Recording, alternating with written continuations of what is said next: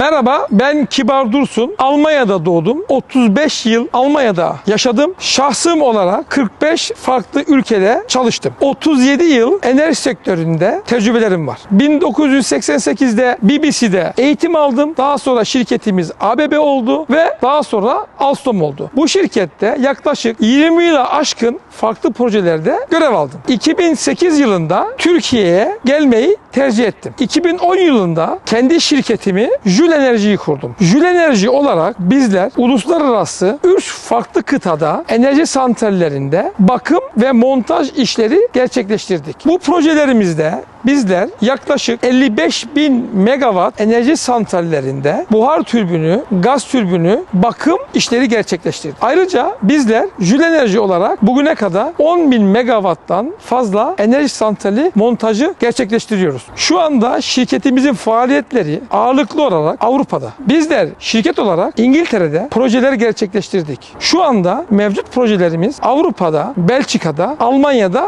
bunları yapıyoruz. Joule Enerji olarak Avrupa'da yapmış olduğumuz projelerin haricinde Asya'da, Orta Doğu'da, Afrika'da da bunları gerçekleştirmek istiyoruz.